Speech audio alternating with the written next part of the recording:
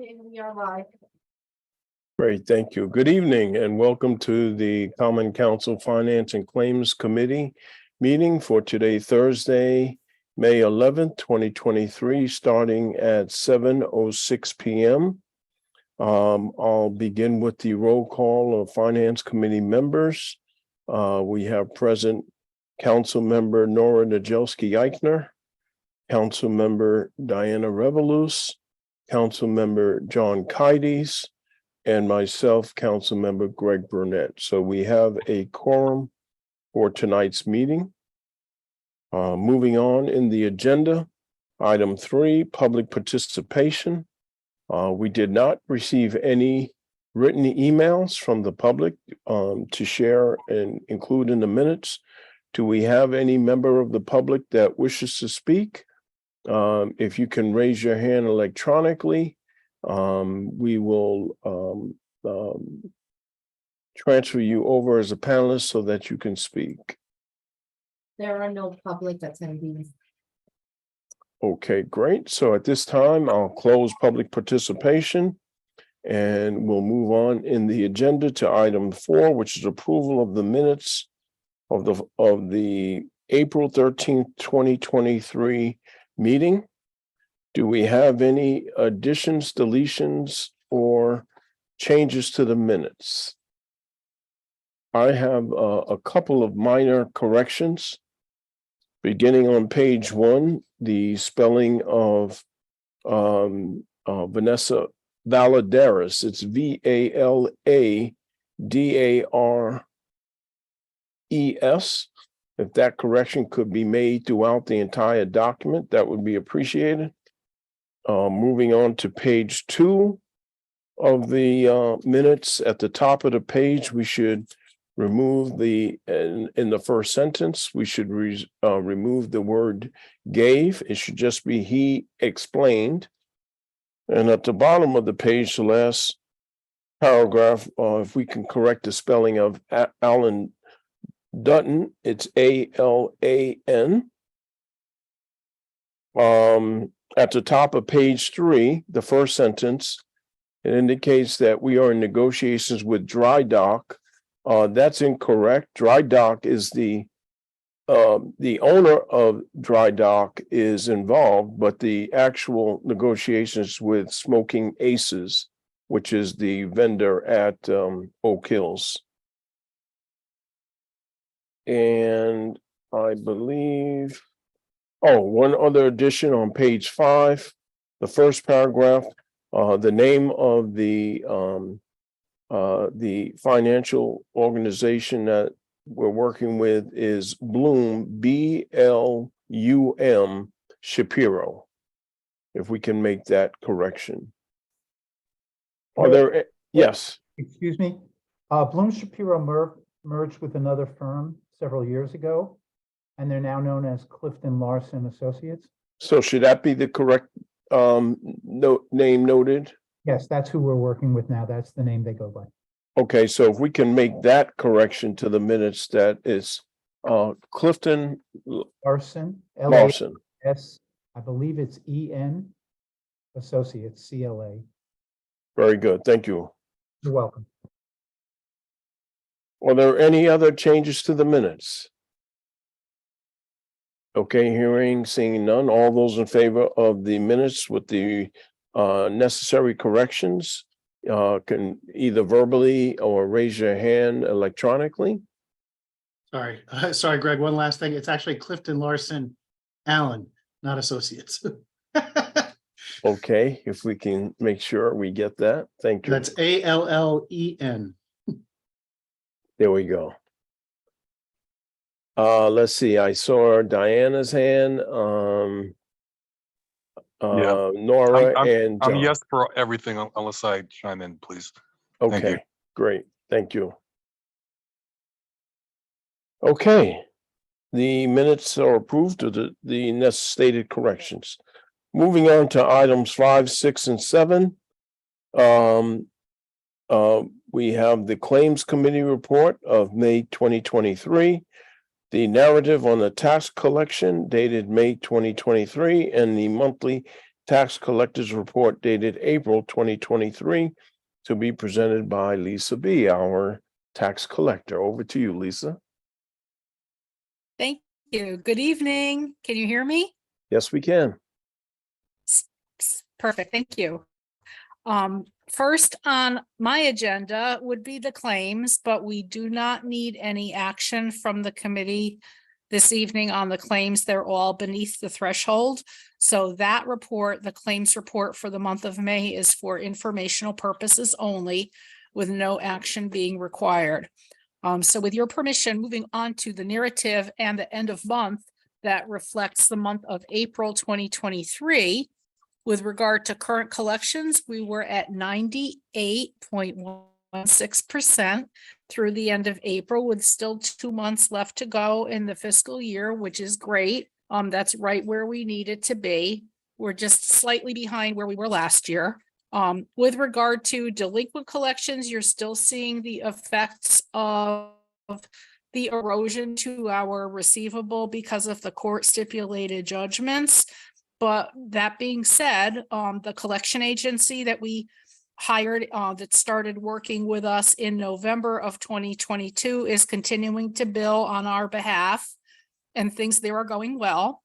We're also starting to work on another wage garnishment for city and Board of Ed employees, and we are working with our health department on health permits for any establishment that has a health permit. They are required to not have taxes going back more than 1 year.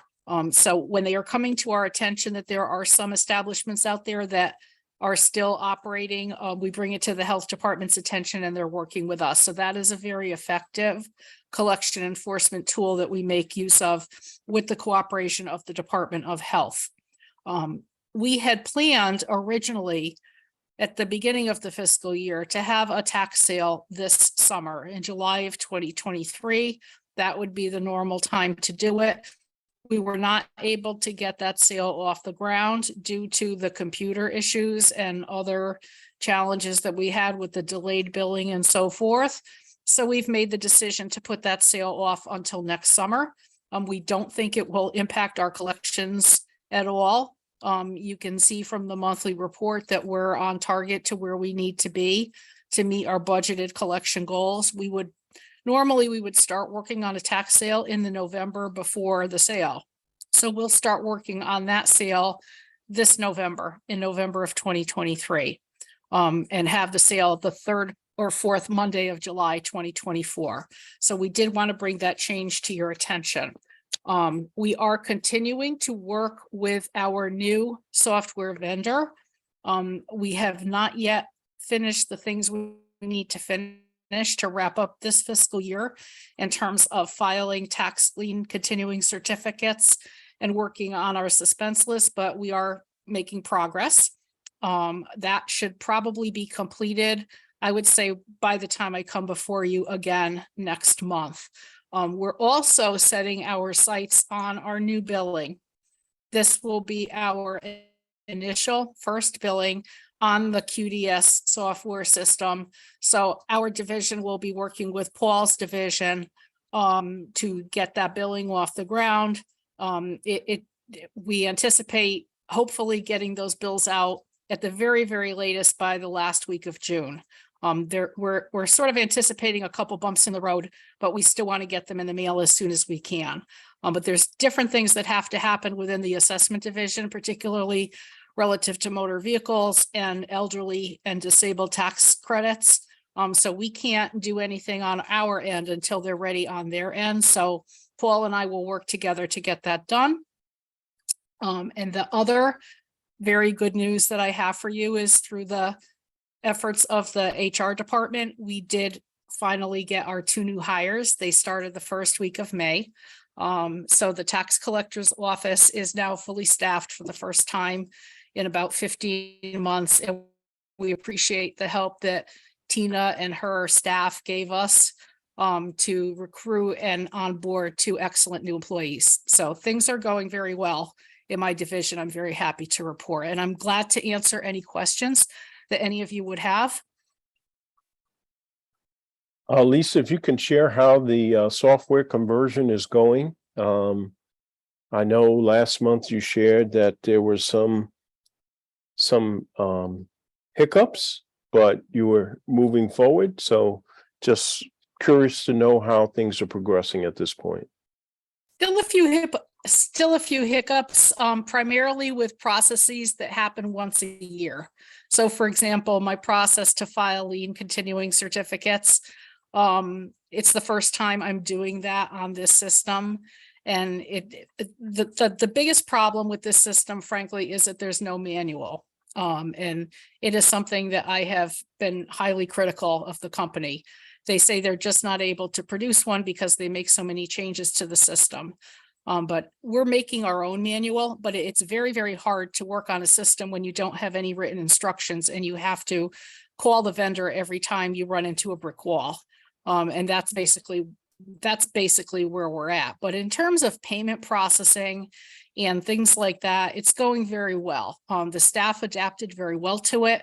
I'm concerned about the bills going out, but that's another hurdle to jump over. I'm trying to get the things done that we need to end the fiscal year first and then do the new billing after that. But it's not going as well as I had hoped, but we're committed to making it work. We don't have any other options right now. So we're just going full steam ahead. I hope that responds to your question. Yes, it does. Thank you very much. Greg, could I add a comment, please? Sure, absolutely. As Lisa said, the difficulty is a lack of manual. And therefore, as we get the system up and running the first time, that's where we're getting the hiccups. Cities, towns, and individuals who have used this over the years have told us that once you get over that hurdle and you have all of these processes in place, it's a great system. Paul Gorman has used it for a number of years in other locations. So the optimism we have is that Lisa is very thorough and diligent, and she's identifying all the issues when they occur daily, weekly, monthly, quarterly, or annually. And once we get those patched, we're hoping that this system will work as well for us as it has in other cities. I have to just add one thing, and that is that it's not as great a system as they tell you it is. The liens that I'm trying to file, the language on those liens is outdated and it's not in conformity with the statutes. It doesn't have the proper gender reflections in it. So a lot of this system has really not been looked at in a very long time. That being said, I am very nitpicky and I have to have everything that comes out of our division as perfect as it can be. So we're making all these changes. They will probably be able to use those changes and upgrade their system and sell it to other municipalities. But it is not without a tremendous amount of effort on the part of my division, particularly the Assistant Tax Collector, Al Palumbo, who's trying to get this system to produce reports for districts and types of billings that other towns do not do that Norwalk does. Our sewer system, the way we bill for sewer use, the way our districts operate and things like that. The system did not accommodate it well, but we're getting there. So. Well, we appreciate you and your team's dedication to detail. It's of major importance, so it's greatly appreciated. You're welcome. It's our pleasure. Great. And as far as the tax collection rate, are you seeing 99% in the future? I hope so. I hope Great. so. Yeah. But with the 60-day collections, absolutely. Between now and the end of August, absolutely. Great. Does any committee member have any questions or comments?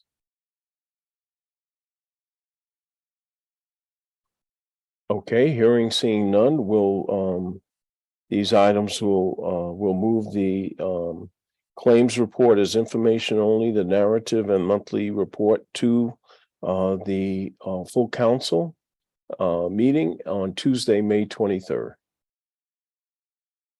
Thank you. And we'll see you next month. I should, do we have a motion to approve those items? Yes, I see the hand from Nora Nadelsky Eichner. Thank you. All those in favor, show by a raise of hand virtually or verbally. And I believe Mr. Cotty's indicated he was a yes, so it's approved unanimously, so it will move forward to the May 23rd full council meeting. Moving on to the next item on agenda 8, which is the tax assessor's update on the revaluation process. And we have Paul Gorman, our assistant tax assessor, to give us an update on how the reval is going. Good evening, everybody. Thank you for the opportunity to speak to you again this month. Within the agenda, you'll see the spreadsheet that was provided by Vision Government Solutions project manager Gary Fields that indicated that they had at that time visited 43% of the homes in town and 33% of the commercial properties. I did receive an update, but it was too late for it to get into the agenda late on Monday evening, that as of Monday, they were up to 50% of the homes and 37% of the commercial properties have been visited.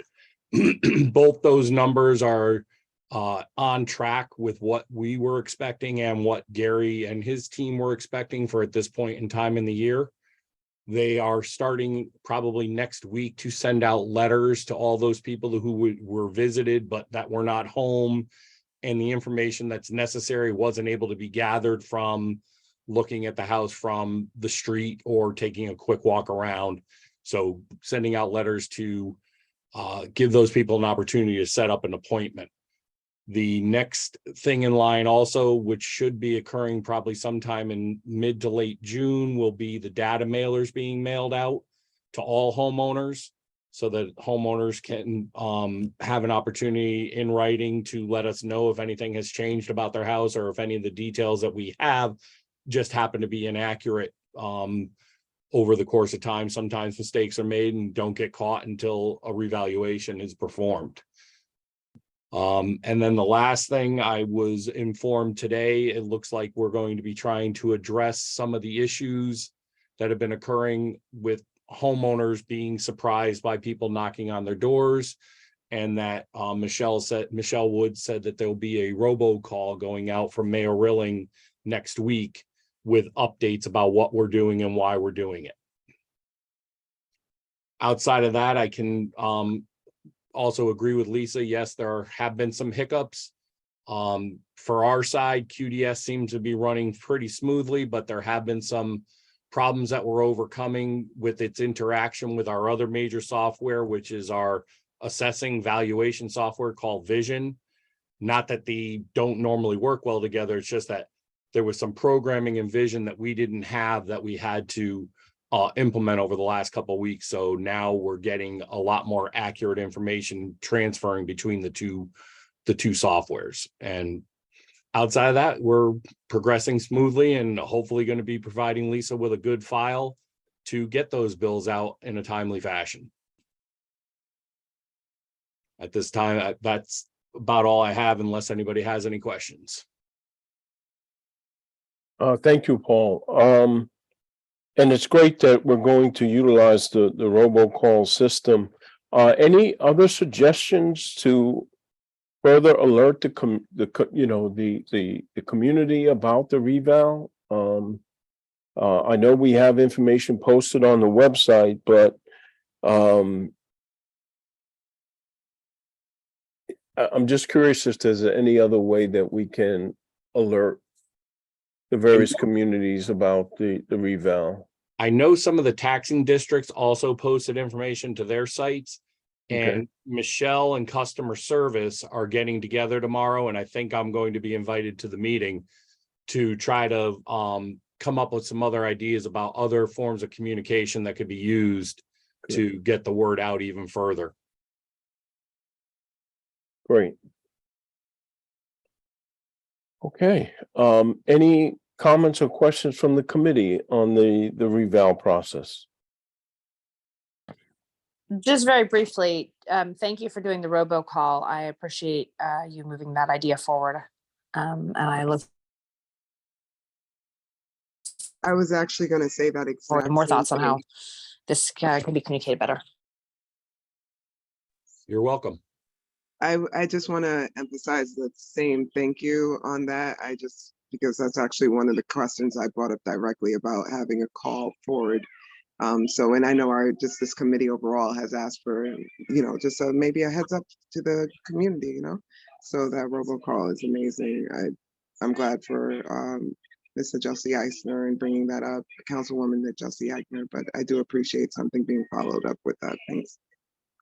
You're welcome. And just so that everybody can be self-assured, if I'm sitting in this chair 5 years from now or 4.5 years from now, because that's when we'll be starting the next one, it's on my list of things to do to start off the reval with the robocall and maybe a letter to everybody in the mail, or maybe put it in as a letter in the tax bills that go out as a reminder of what's going to be going on.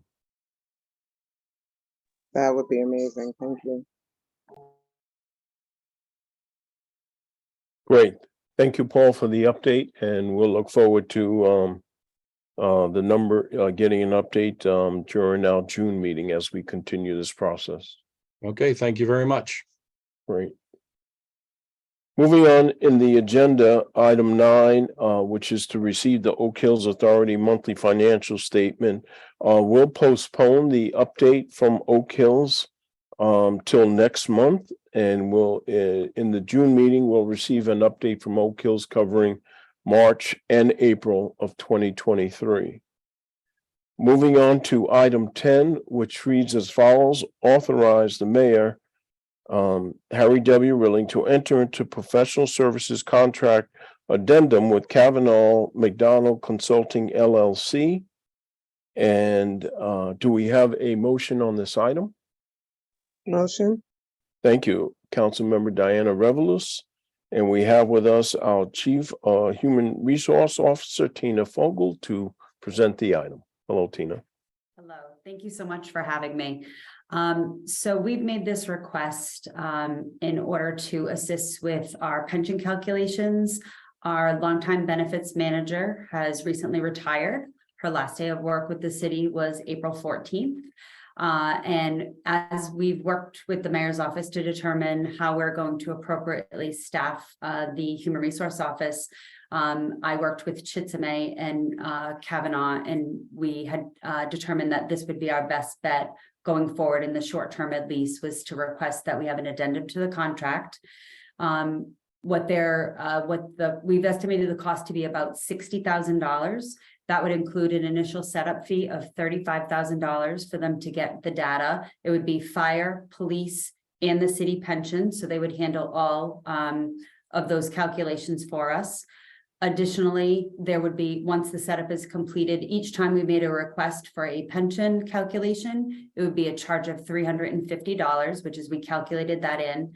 And the other item that we were really excited about was that there's an $8,000 cost, but that's so that we can send out annual pension estimates.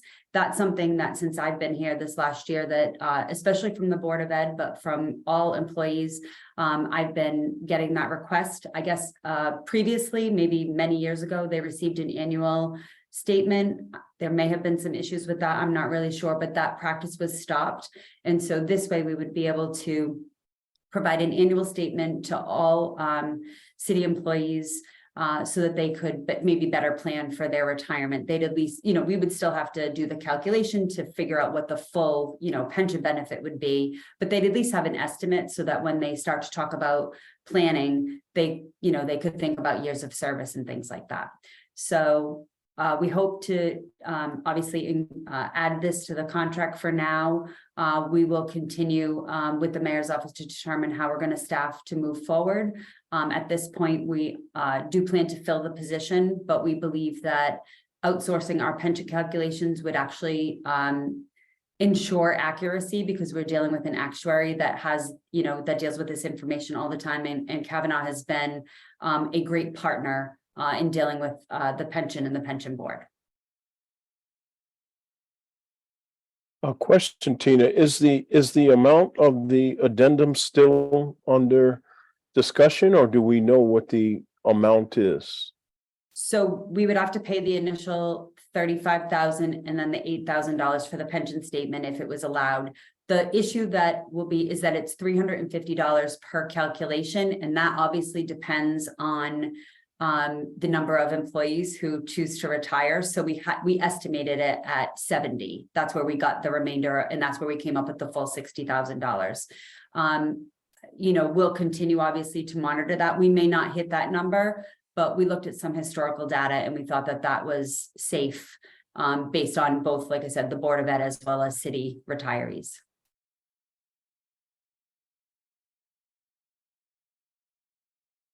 And the reason why I asked the question, as I look at the authorization, it did not include a dollar amount or a account number. So do we know what account the funds are coming out of?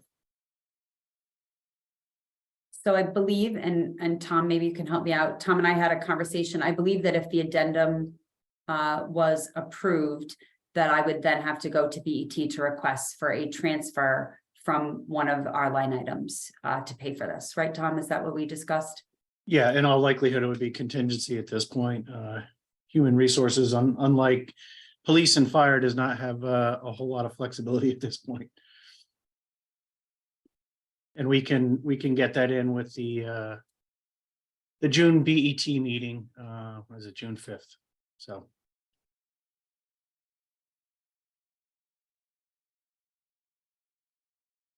Okay. Does any members of the committee have any questions related to this item or comments? Okay, hearing seeing none, I'll call for the question. All those in favor of this authorization show by a raise of hand or verbal confirmation.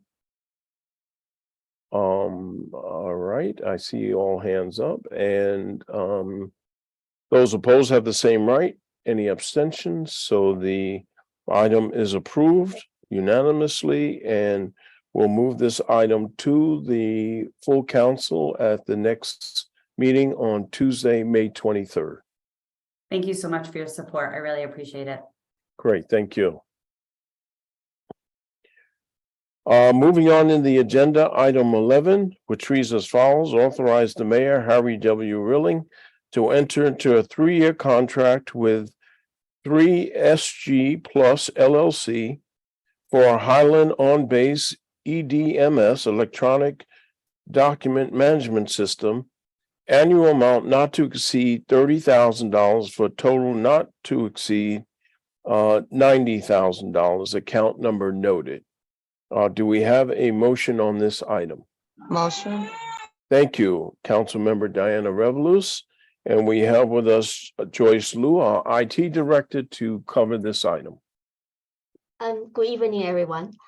So this agenda item is for the 3-year software subscription of the Electronic Document Management System, and short for EDMS, and for the multiple city departments. So city joined a pilot document management system program with the 5 other town and city through the Capital Region Council of the Governments back in 2017. Squawk's contract with the 3SG Plus is expiring at the end of this June. So for the city departments to continue using the software and the services, we renegotiate with the 3SG and the attachment. You can find the agreement in the attachment in the agenda. So currently, both Public Works and Planning and Zoning Department, they have been managing their maps on the EDMS system. So this software integrate closely with our ESRI, which is ESRI GIS interface, and provide viewing tools for all the engineers.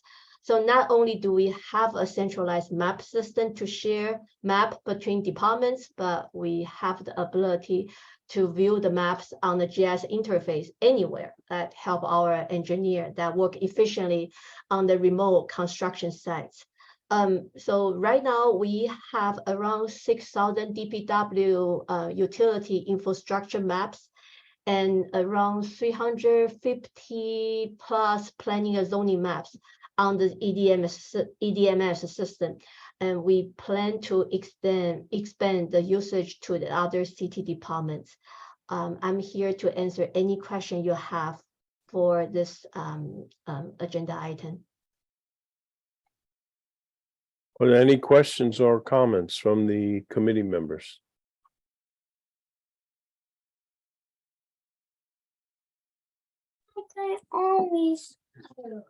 Yes, Councilmember Nora Najelski Eichner. Thank you so much, Chair, and thank you, Joyce, for this presentation. I just, I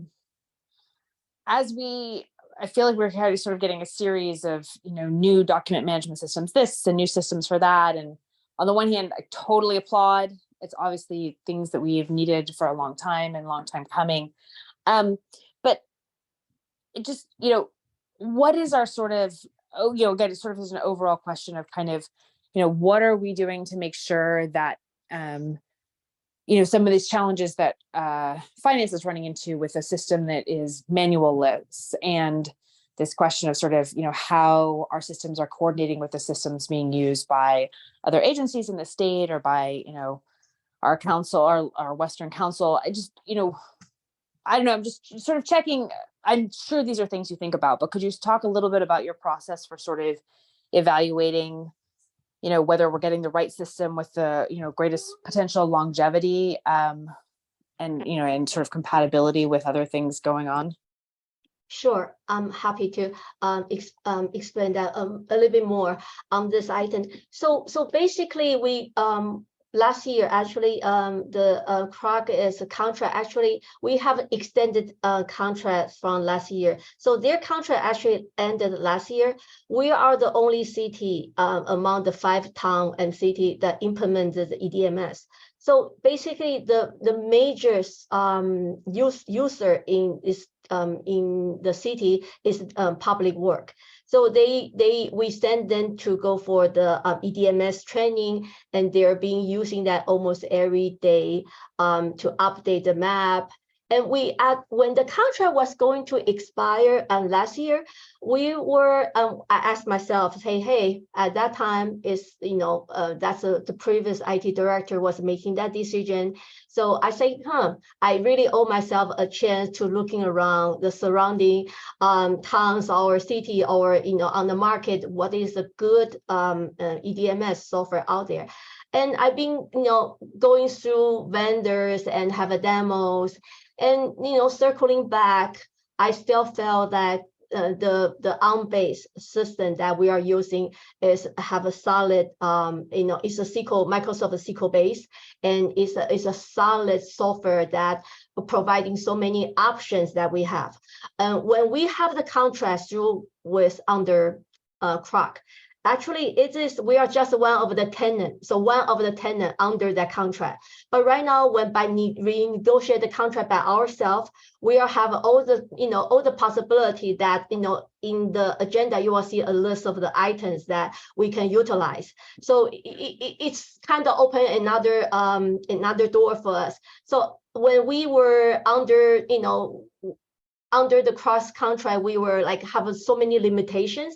Then, so after I realized this is so many so many options, so many functions, and we can use, it become very, that it become a no-brainer that we are, stick with on base.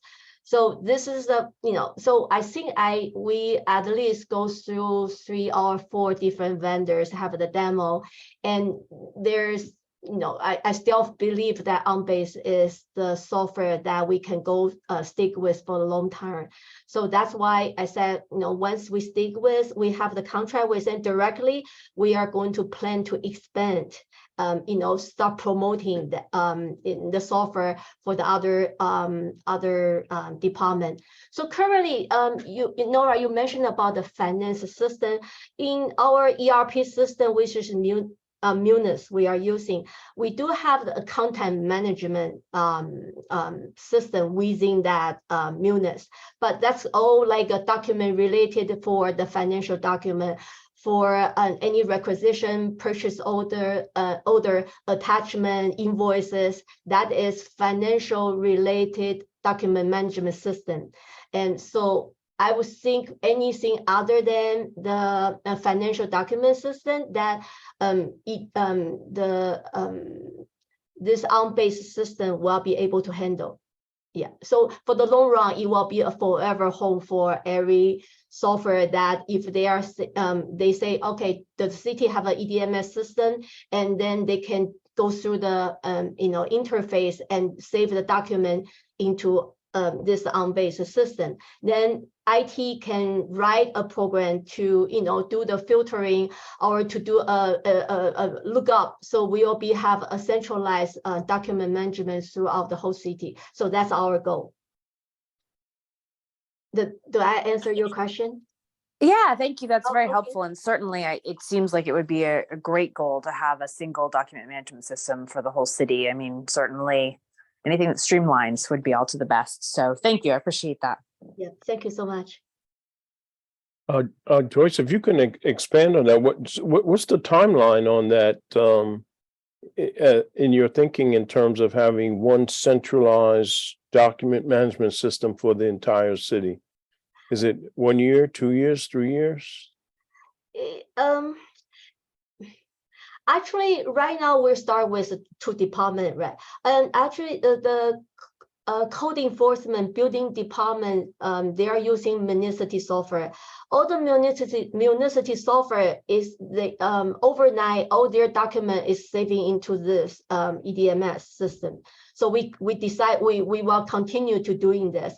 So idea is any new software coming on board, our existing software, and we can offer this as an option, say, hey, we are using this EDMS, and you can call this function, which is the interface, API interface, and they can save the document as a copy into our EDMS. So for the long run, every department will be saving their information on this EDMS if their software is, if their software is open to do some programming, so it requires certain programming on the software end. So it depends on the vendor. For example, if a QDS have all the documentation attaching into the QDS system, we can say, hey, can any document that you save in QDS, can you overnight also saving into our EDMS system as a copy?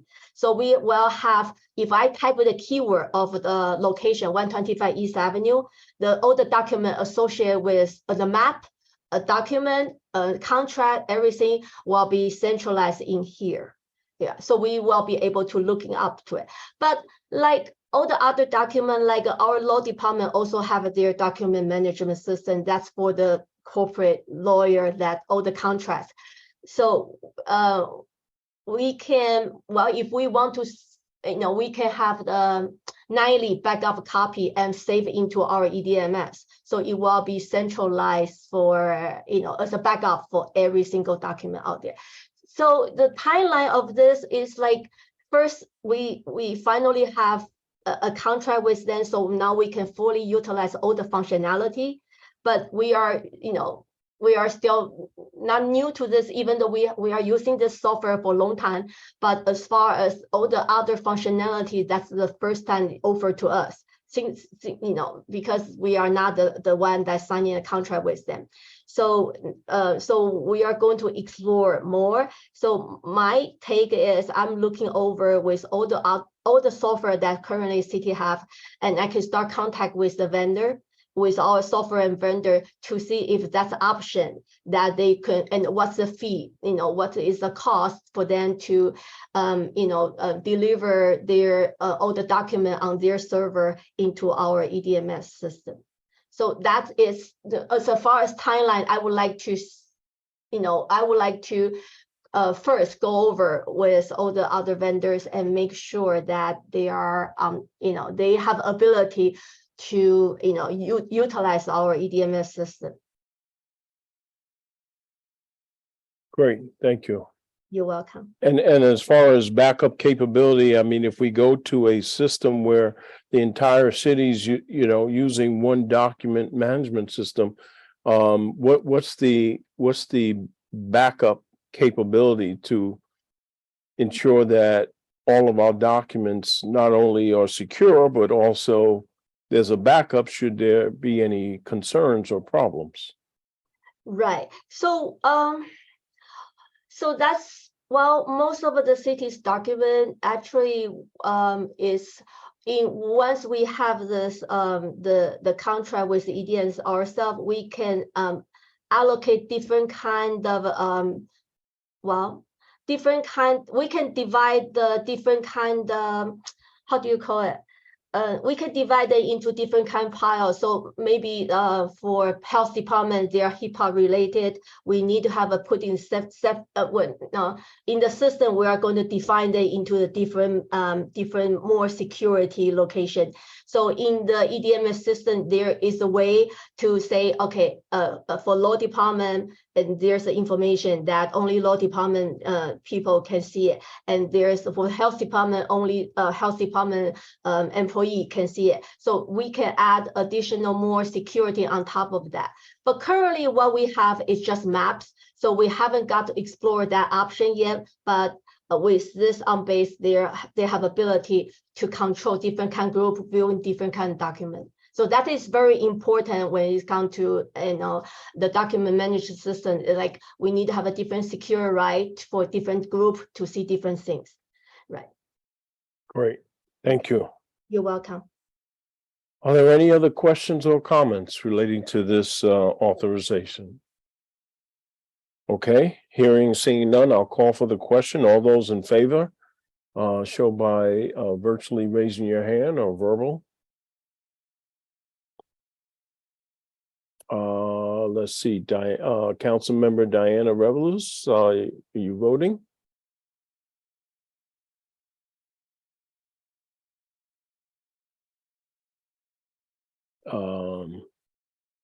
Okay,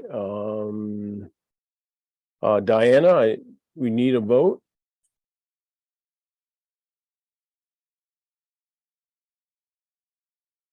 Okay, I'm not seeing her vote. I know Mr. Cardi said he was positive. Oh, thank you. Sorry, my phone. All those opposed have the same right. I don't see any, so this item is approved unanimously, and we'll bring it forward to at the next council meeting for full council approval on Tuesday, May 23rd. Thank you for your support. Thank you so much. Have a Great, good thank evening. you. Mhm. Moving on to item 12, which reads as follows: resolution making appropriations for various public improvements aggregating $48,440,692 for the fiscal year 2023-2024 capital budget, and authorizing the issuance of $48,440,692 general obligation bonds of the city to meet certain appropriations in fiscal year 2023-2024 capital budget. Do we have approval, a motion on this item? Thank you, Councilmember Diana Revelous. And we have our Chief Financial Officer, Henry Dakowitz, along with our Budget Director, Tom Ellis, to outline this particular resolution. Thank you, Mr. Chairman. As we do every year, we go through a capital budgeting process, and the end of which, after the council and the BET have approved it, we look for this authorization, which gives me and my office the ability to bond for these capital projects. As I've said for a number of years, there is a disconnect between the capital budget that's approved every year and the amount of money that we borrow and bond every year. Capital budget is based on the needs that we have at this moment and in the projected future. The amount of money we bond every year is based on cash flows. There are very strict IRS requirements which say when you borrow tax-free, you must spend the money within a certain required timeline, usually 2 to 4 years. Consequently, we have, as of today, 175 million of approved capital projects for which we do not have funding. Last year was the first time where we issued more bonds than the annual capital budget. And that was because we started seeing cash flow projections that were based on the older projects that had not been funded in the past. And we borrowed the money, $82 million worth, $90 million of proceeds, in order to have sufficient money for the department managers who are running these projects, but at the same time, being in compliance with all the IRS rules. So the way we do it is every year we ask for this authorization so that these new projects will be included in all of our unfunded capital projects. Shitsune, our controller, has gone out to all of the department managers who manage capital projects. And based on the results of those cash flow projections, that's how much we will end up borrowing this summer in our annual borrowing. So I thank you for the support to give us the authorization for this year's capital budget. I'm happy to answer any questions. We have any questions or comments for our Chief Financial Officer? Yes, Councilmember Nora Nadolski-Eichner. Hi, Henry. So obviously good news about our bond rating, and tremendously excited to have the rating agencies recognize the hard work that the city has, done over the years to maintain our pensions and our OPEB. And that's just really, I think, terrific to have that acknowledged. But I just wanted then, to hear quickly sort of, going forward, what this means for our capital expenditures. Obviously, it seems like it takes the pressure off. But I know that you also have been trying to, nonetheless be thrifty and think about, if we have old items that, need to be rolled off, et cetera. So I just wanted to kind of, if you could give a little bit of a status update of kind of what you think our capital budget situation is, for the next year or two going forward. Thank you for that question, Nora. In case people are not aware, we currently have $360 million of bonds outstanding. And our financial advisor, Bill Lindsay, and I did an analysis about 16 months ago now, a year ago, January, in which he estimated, he looked at all the AAA cities and towns and AA cities and towns in Connecticut. And he looked at the financial statistics, and we also looked at the bond rating criteria from Moody's, who is usually the strictest. And we determined that $400 million looked like the limit before we start getting into a danger zone where we might be downgraded from AAA to AA. And looking at this year's current borrowings, what I feared was that if we needed to borrow more than that $40 million balance before the danger zone, we might have to go back to department managers who are running these projects based on their cash flow and say, no, you can't spend all the money, just like we go through the budget process regularly, and say we have to limit ourselves to the 40 million that we could borrow. I asked Bill for a formal memorandum about a month ago to document what that number was, so that if we had to sit down and make those tough choices, we had the documentation right there. He told me it was a very good fortuitous timing because Moody just changed their data rating criteria. And a number of cities in Connecticut were put on credit watch, meaning there was a possibility of a credit downgrade based on new criteria. Amazingly, after doing this year's analysis, Bill said the new criteria work in our favor. What Nora was referring to earlier was that we are 75% funded in those 4 pension funds that Tina was talking about earlier.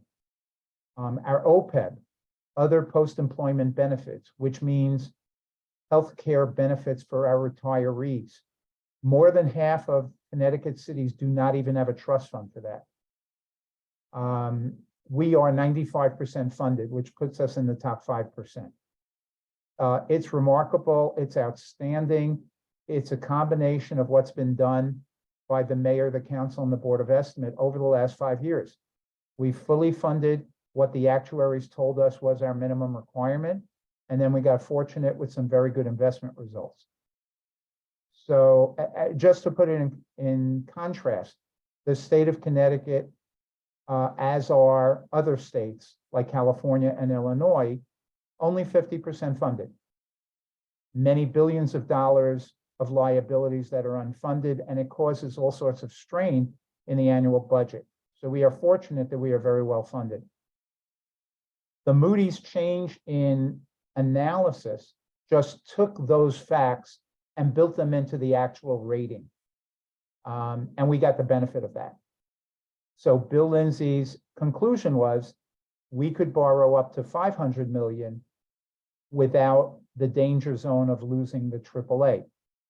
I'm still concerned because when we look at our annual debt service cost, that's the annual operating budget item that pays for the interest and repayment of principal of our bonds every year. One of the statistics that are observed by the rating agencies is what's the ratio of that debt service to our total operating expenses. And when it's 10% or more, that's also a hallmark of a AA. And we are getting dangerously close to that. So while the good news is it looks like we can go above the 400 million, given our economic statistics and our grand list and all the other factors regarding our economy and finances,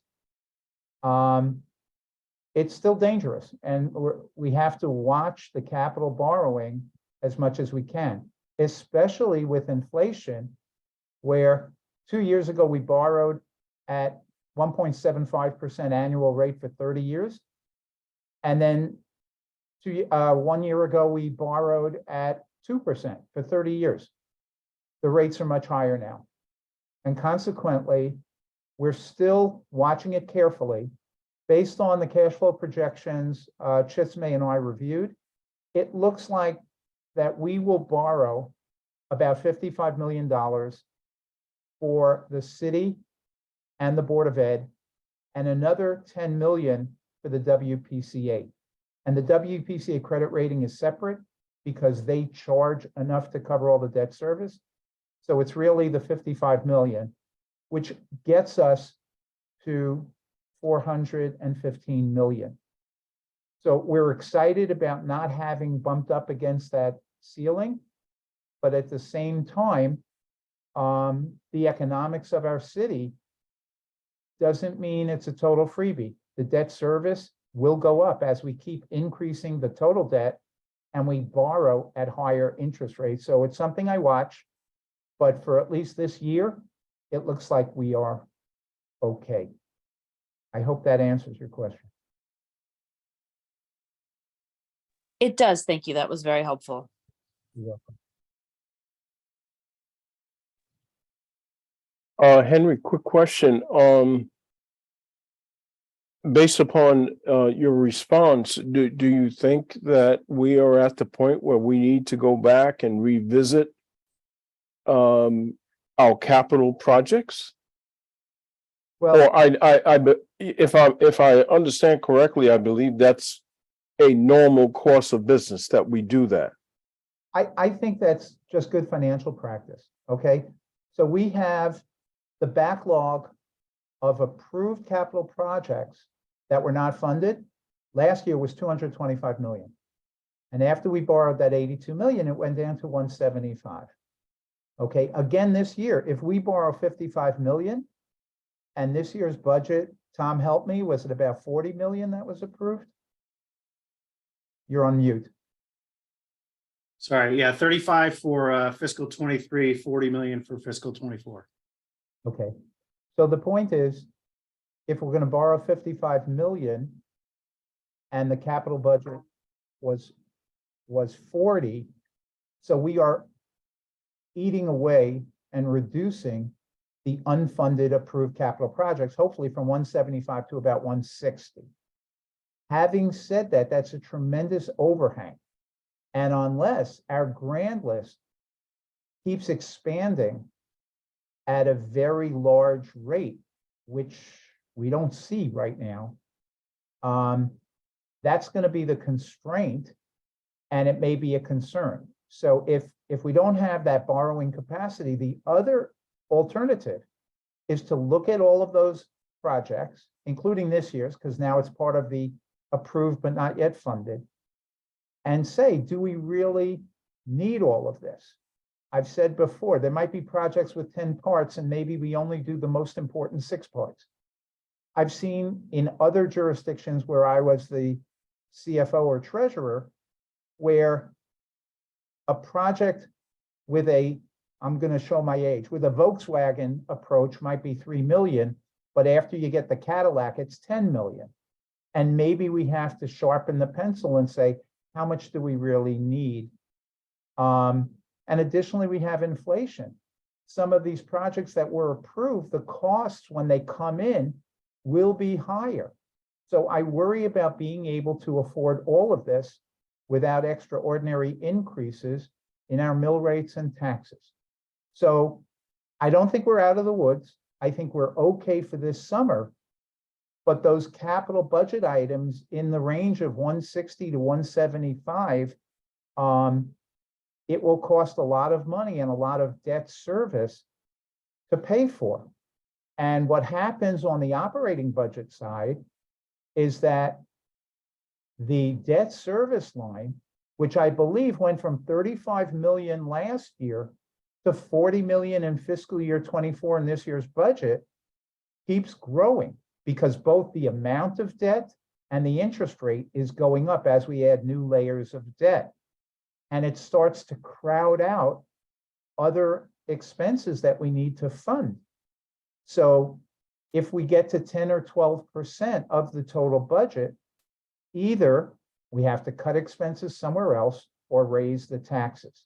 So I think we still have issues going forward, but for right now, we got lucky, and the rating agencies are going to recognize the good work we've done on the pensions and OPEB, but I don't think we're out of the woods, and I think it would be a good idea to review all of these projects, given where we are today financially, to say, maybe we put them in different priority order, maybe we stretch them out over 5 or 10 years. Every year we pay back a certain amount of our principal. So if let's say $20 million of bonds mature, we can issue $20 million more of debt without increasing our total outstanding debt. It's probably at a higher interest rate until inflation comes down, but at least it gives us some room and capacity to pay for all these projects.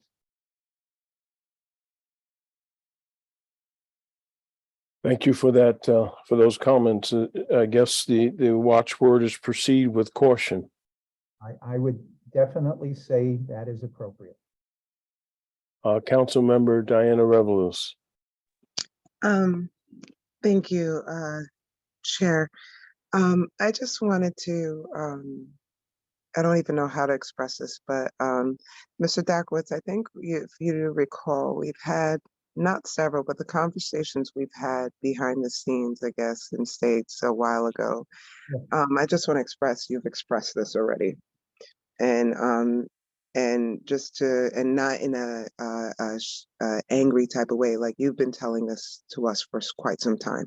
So I just want to express that your expertise in gearing us in a proper manner, but in the facts that we really do need to pay attention to the things that we are okaying and the requests that are coming to the city towards our budgets that will affect our mill rates, because it's coming to a space and place where we will, again, either have to do some things or cause our constituents a little strangulation in their abilities to fund a lifestyle that they would like to see in Norwalk. So I just wanted to say, just commend you on your work and bring back to the reminder that I think this is maybe, for as long as I've been here, which hasn't been long, I think your second, like, watch out, come to us in the most polite way you can. And I just thank you for your narration, but also want to stress the fact that maybe we should kind of pay attention a little stronger. Well, Diana, thank you for your comments. They're very much appreciated. I guess it just occurred to me that there might be an approach, and part of the problem is all of the projects are worthy. They're all to help the city grow, to be better, to increase the quality of life. So when you look at individual projects, each one looks good. The problem is when you move back like a zoom camera lens and you get the big picture, the question is the affordability and the trade-offs. That's what it's all about. We can't do everything for everyone at what I'm going to say the Cadillac quote in the nearest 3 years. But if it's not a Cadillac, if it's not over 3 years, if we just prioritize and try to space it out, that's what we're all trying to do.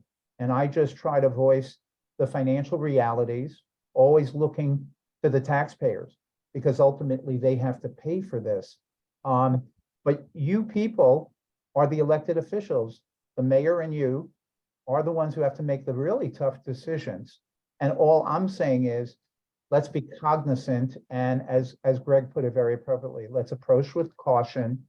And I'm happy to work with all of you to try to figure out a way to make sure we're on a safe financial course for the future. And as we thank you for it. Okay, are there any other comments or questions on the capital budget? Okay, hearing seeing none, I'll call for the question. All those in favor of approval of this resolution, show by a raise of hand virtually or verbal. And again, I'll take Mr. Kais as a yes, so it's unanimous. This will move this resolution to the full council for full council approval on Tuesday, May 23rd. Thank you. Thank you. Moving on to item 13 on the agenda, resolution reads as follows: requesting there's an update in the wording. Instead of it stating building department, the resolution should read as follows: resolution requesting the Office of Building Management project in the amount of $5,374,000 from the ARPA, American Rescue Plan Act Fund, account number noted, Norwalk Community Recreation Center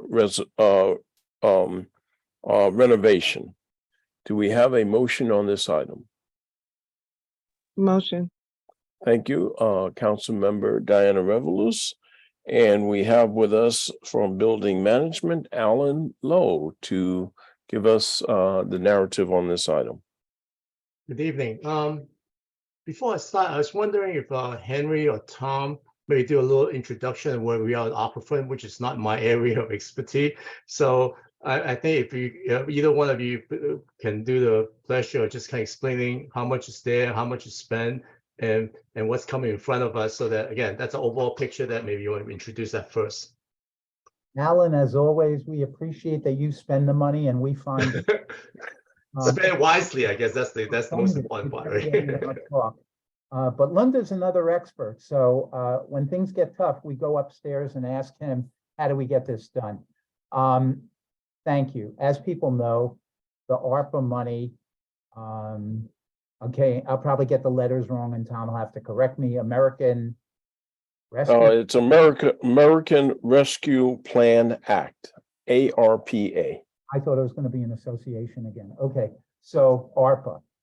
So I won't say it's a gift, but this was the federal government working with cities to try to help them post-COVID.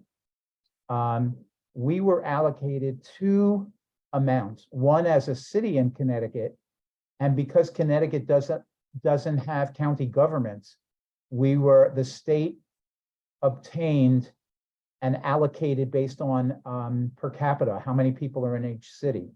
The total together for the city side was about $39 million and change. I know Linda and the Board of Ed got certain amounts separately for the Board of Ed.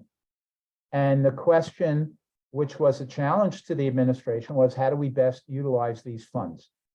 So we've used some of them to offset tax increases. We felt that way all of the taxpayers in the city would benefit from these funds. So it reduced some of the tax increases we've had in the last 2 years. At the same time, there were projects that were identified which complied with some pretty specific guidelines from the US Treasury Department. And we were allowed to allocate those funds. You and the council in total were aware of these. We've allocated them. What happened was last year, or let's call it fiscal year 22, we had budgeted $7 million to use for ARPA to get the budget balance, and we didn't need it. So Chisholm has done a great job keeping track of all the ARPA funds, making sure we receive them and where they are allocated and how they're used. So we put that $7 million back, called it available to be used. And with that 7 million, I think we were, I'm going to say 9.5 million, 9.2 million, which we had left to allocate. One of the issues is that ARPA has some strict deadlines, and we have to allocate the money by the end of this calendar year. That was done on a calendar basis. We are on a fiscal basis of June 30, and the actual spending has to be done. I believe we have 2 more years. So there is an allocation made of that 9.2 or whatever that total was. And that's what's before you in the next several resolutions. Alan and building management is just the first of several, but that's where the big picture comes from. We have money left in ARPA. We want to designate it for certain projects that we feel are very beneficial to the city, and at the same time, comply with the US Treasury requirements. So Alan, I'll let you talk about your specific item and we'll go from there. I couldn't say any better.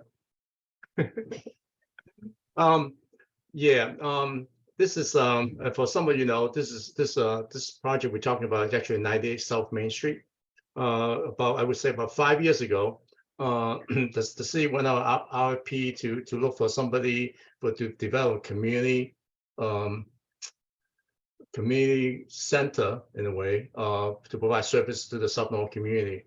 And through the RFP process, the city selected YMCA, and partially because of COVID and things changes and delays and stuff, that financial relationship wasn't working out to the point that, generally speaking, the city and the Y has moved apart from each other in terms of development of this project. And since then, I would, together with the mayor's office, been working on an alternative program. And I think I would like to ask Robert Stoller to maybe talk about the most recent proposal in terms of development, in terms of developing a community recreation center. So Robert, you don't mind, maybe you can just talk about the idea a little bit. And also, I think the sequencing of this request coming to Finance Committee, it's kind of interplay with my planned proposal to submit a presentation to the Land Use and Building Management Committee and potentially a joint meeting with the Recreation Parks Committee the first Wednesday of next month. So to provide both committees a comprehensive view of what this program strategy would be, together with financing and cost estimates, so it'll be a full package. Currently, we have the city has allocated $1.2 million from I typically call it the mall fund, the money that the city received from the mall when it was developed. But 1.5, there's about $200,000, $300,000 spent so far for related use expenses. And then we also get $1.2 million from the state for this project, for the development of this 98 South Main Street. Concurrently, recently, the federal government allocated to the city, actually to the YMCA, $2 million, which we, the city and YMCA is trying to work out a resolution to how that money can potentially be transferred to the city somehow. Technically, it's a challenge, but we're trying to look for ways we can work together to see if the city can get that money for this project. So again, we are generally speaking, we're at $2.4 million right now, potentially another $2 million, a portion of thereof that will go for the Y from the federal government. So this will add potentially $3.7 million. The project is estimated about $10.5 million, which includes a building addition of a gym. That's why the price tag is that high. The gym itself probably costs around $3.7 million. A gym is very essential to a recreation center in South Norwalk. So with that, I want to stop and maybe Robert, you can go through some of the ideas that the Parks Department has in terms of programming side, and then I can answer any questions the committee have after that. Thank you. I think, as most of you know, can you hear me? By the way, Yes, we can. We've been working on a master plan for the future of the Parks Department here in Norwalk, Parks and Recreation Department. And it's been a year-long study. We finally have a draft plan that has come to us and was required and due at the end of May. We are going to be going through a public process now for over the next 2 months to get public feedback and council feedback and feedback from the leaders here in government, so that we can finally get a final master plan for the Parks and Recreation for the next 10 years. The number one recommendation is for indoor recreation. And this is a result of many public engagement meetings, surveys, online engagement surveys, a demand study that went out.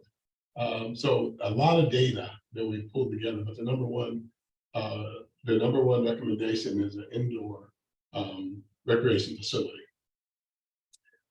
So I was approached to work on this project and to come up with, work with my staff, to come up with a program, a recreation program that would fit the building at 98 South Main and would satisfy the community. It would be a program, a recreation program that would have various elements that would satisfy the public. That means that we would have programs for families and youth, morning programs. We would have after school programs for high school, middle schoolers, and we're working on probably having some late night programs, which would be combined with educational kind of what we call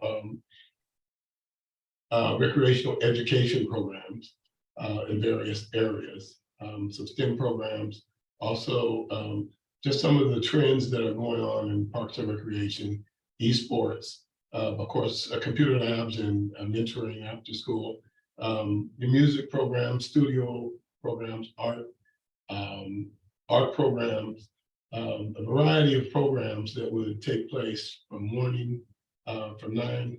in the morning until 9 at night, and then on the weekends, maybe even later. We're thinking about having what we call late night, which keeps the teens off the street. As you know now, we don't have a place for teens to go. We have a program that every once in a while, there's a teen night somewhere and we create something for them to do. But this would be a facility, it would be in South Norwalk, of course. And that would, of course, it would adhere to all these kinds of things. And it's a common, more of a common core element of a Park and Recreation department to have a recreation facility. Of course, we don't always have the resources. We've heard Henry here talk about, spending money. And so we have been partnering with third-party providers, which has helped Norwalk tremendously to keep kids and youth off the street and keep them engaged in activities. But it comes a time when you have to face that, we can't continue to always depend on third-party providers when it's I believe it's the responsibility of a city to be responsible for their citizens' recreation and health and passive recreation. So we have put together, we worked with a person that is the chair of the Boys Club in Stanford. We put together a program that we then turned over to Alan to say, this is what we need. These are the rooms we need, this is the size of rooms we need for these particular activities, along with some big community spaces that the community could use for meetings, for various activities, rentals, birthday parties, what have you. So those rooms are also included in this facility. It's a 22,000 square foot facility. So it's not a small facility. And so, but there has to be a lot of renovation done to get these programs in the proper spaces. So we went about working with the Boys Club and Girls Club to a certain point, and we discovered that it would probably be, at least it would look this way, it would probably be better for us to, in terms of operations, to sustain this building. A third-party provider could help us with some capital maybe, but could not really over a long period of time sustain the operations. And so, so this is what it has come to. We have a program. We have, and Alan will go over probably some estimates of the cost. We have a good program, we think, and Alan has put together estimates to get this work done, and he's been working now with some designers and estimators to give a more accurate estimate of the facility and what the needs are. When we talk about operating costs, we're also talking about staffing over time. So we now have a few positions we can use at the facility.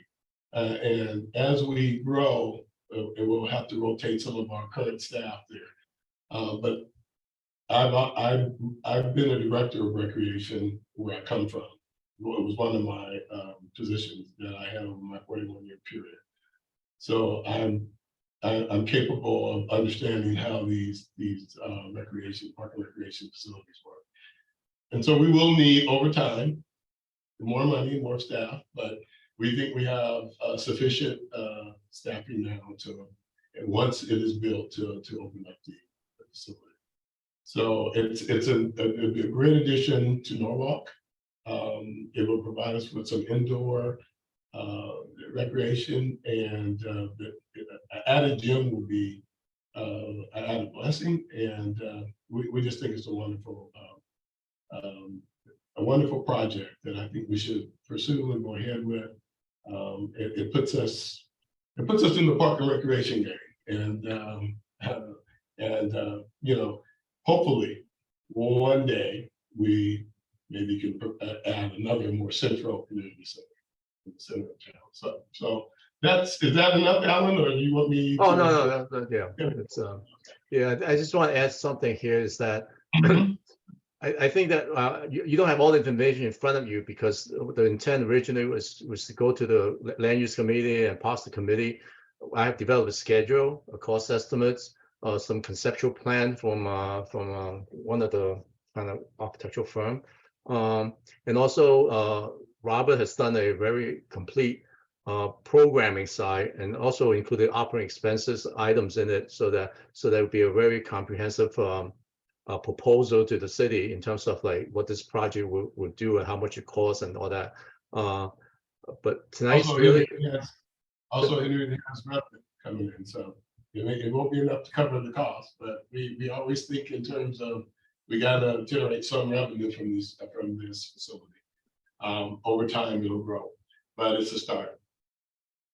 So we have some projections for that. yes. So I think tonight's request really just put the money aside to account Meanwhile, I will continue to work with both committee and then I believe it's June 7 is the land use committee and I talked to Councilwoman Darlene Young already, potential joint meeting together, and that we will have full presentation at that time. So that, and then I will send out the invitation to the full council so everybody's aware of it. And even those council members that's not on those two committee would be available. If they're available and interested in listening to the presentation, everybody's welcome to attend that meeting. So that is generally speaking the strategy and process in terms of getting this building lined up. Currently, there's only one tenant, technically two, but only one active tenant in the building, which is AmeriCare.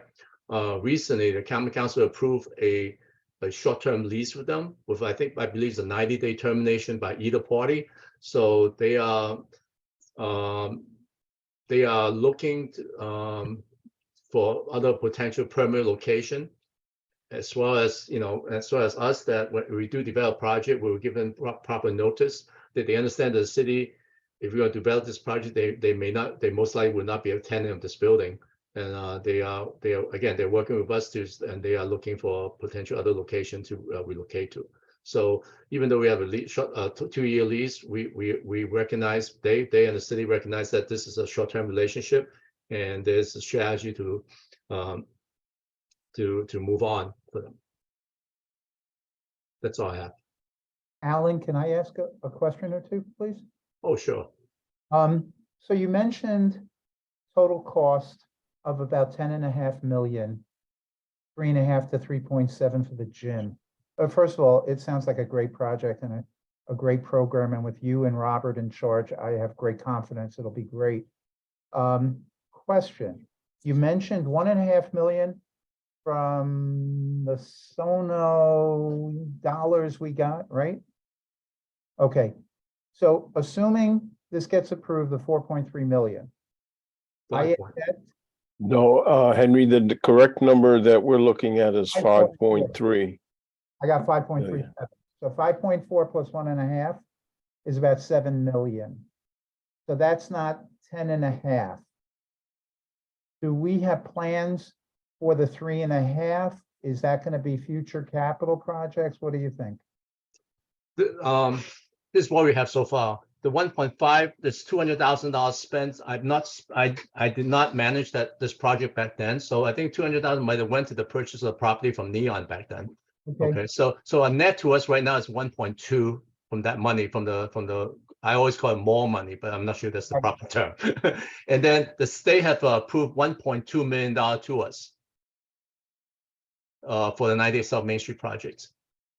So together we have 2.4 right there, right? The 1.9 state reimbursement? Yeah, I assume it's a reimbursement grant, but they have a grant to $1.2 million. Okay. So there's 2.4 altogether. With this, it's 5.3 something, whatever that number is in front of us. So that's whatever. So the federal government has approved $2 million to the Y for this project. So again, the mayor's office is working with Y to see to find a way that the money could be transferred to us somehow for this project. So potentially, I believe we are short around $700,000. I don't have a. Okay. No, so the potential $700 could be potential. So all this money we're talking about so far, generally, I don't know, it's still, we're all taxpayers, right? So even federal government money and state money is all our money. But generally speaking, in terms of local money wise, there's no allocation yet. No, but this ARPA money makes up for what would otherwise be a capital project where we would have to borrow. So that's great. Yeah. So potentially, depends on how the relationship and the negotiation work with the Y. Like off the top of my head, I think we may be short around 2.7. Okay. So if you get part of that money or all of it, then we may be potentially, if we get all of it, we'll be probably short around 700,000. Let me ask another question. Do you need all the money in hand to do construction, or can you do this modular piece by piece with the money that you know is there or committed? This is going to be a very challenging project because when you have state money, federal money, and grant money and all that, there's different requirement for each one of these entities. So I would not start this project without all the money is committed. In the sense that because those regulation doesn't allow us to do certain things and stuff. So I need to make sure that the financial package, we need to be very well organized, and also the ability to sign contract. I can't rely on future like potential kind of thing. We really need the money in hand and in order to continue. One of the first things I need to do, subject to this committee's approval and the council and land use and recreation parks. The next step for me is that there's the quote unquote the more money is available to me already. So I would start going to go through RP process to hire architect and construction manager. We have some initial estimates from construction manager already, but we need to go through all that normal process, similar to what we do school halls building construction projects, and go through all the steps necessary because all these state and federal money require public biddings and RP process. So I really need to go through all that stuff to line everything up. So it is a very challenging financial and management project. Right, so just thinking ahead a little bit, so this 5.4 million is a big chunk. And in fiscal 24, right? That would be the time to line up all the other monies. And to hopefully you could start design or whatever you have to do. And then until that renovation is done, Robert can't have his programs yet, right? You're gonna do the whole renovation first. And then we could then look at operating expenses on an ongoing basis. Robert, you may need staffing, and then we could look at projected revenues. So next year might be lining up all the dollars, then you do the construction, and then behind that, we would look at the operating expenses and potential annual revenue. Make sense? Yes, I developed a detailed schedule already in terms of construction and approvals and on and on. So when I put the package together for recreation parks and land use for June meeting, I will forward a copy to you. So you have full understanding what this construction schedule is, the financial part is, and everything will be all neat and tidy. Yeah, I'm just thinking ahead for next year's budget process with Tom, where we may have capital money and we may have to look at the operating expenses before we even generate revenue. So that's in the back of my head, but it sounds terrific. And it's just a question of time and lining up all the ducks. Thank you. All right, so, we had a lot of internal meetings before we came in front of this committee. And we know that this is the right time to put this whole package in place. So we're gonna be ready for the next budget request with all the numbers that we're gonna need, not only on the capital side, but also on the operation side. The good thing is that we are not planning to start any operations next year. It will be on the following one. But we're gonna at least start laying out all the plan on what we're gonna be needed for future operation of the building. Very good.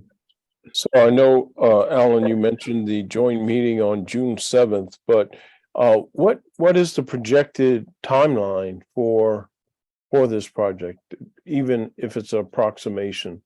Yeah, I don't have it in front of me. I'm really quick to think. I think that by the time we got the bid, construction bidding will be spring of next year.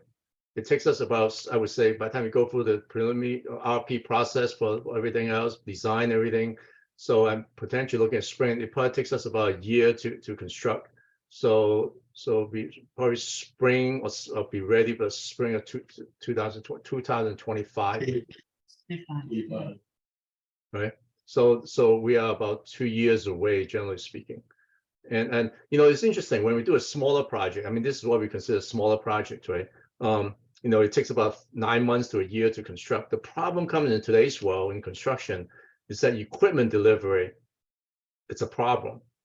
It's like tradition, like when you look at like Norwell High School, which is a 3-year project, deliver emergency generators and electrical switching gears and stuff. We make 2 years. But for a smaller project, we don't have 2 years because the project normal construction only 1 year. So there's all these construction related issues that I need to address. So again, back to your question. I think I'm thinking in spring of 2025 to somewhere 2025. Yes, as of now, it's April 25, the project completion on our first baseline schedule on the draft one that you sent us. Yeah, that's our goal. Great, thank you. Our construction of June 24.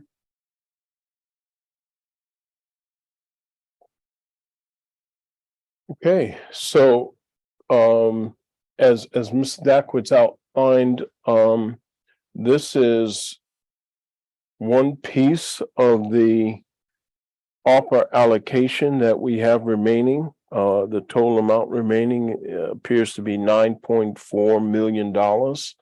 This is one piece of it, and the additional resolutions for us to review, discuss, and approve will be coming up shortly, but clearly this is a large piece of the funding for the Norwalk Community Recreation Center renovation.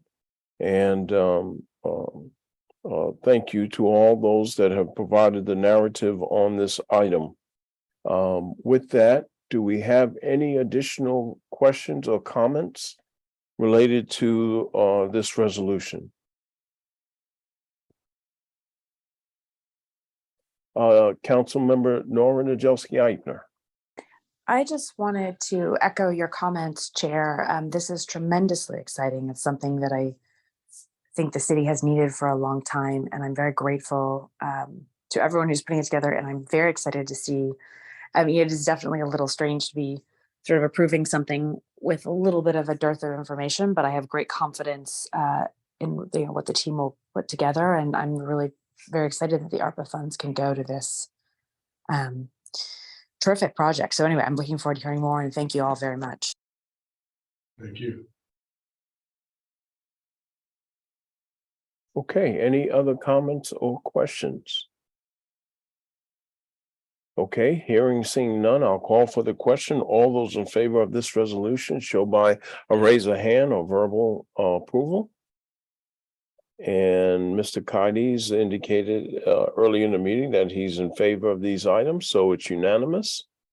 So this item will move forward to the full council on Tuesday, May 23rd for full council approval. With the understanding that there'll be a more detailed meeting on June 7th, but what we're doing is I'll say earmarking the 5.3 million towards the overall effort of the recreation center, at least with this action. Okay, great. Moving on to, thank you, Alan, appreciate it. Moving on to the item 14. Again, this is under the ARPA allocation.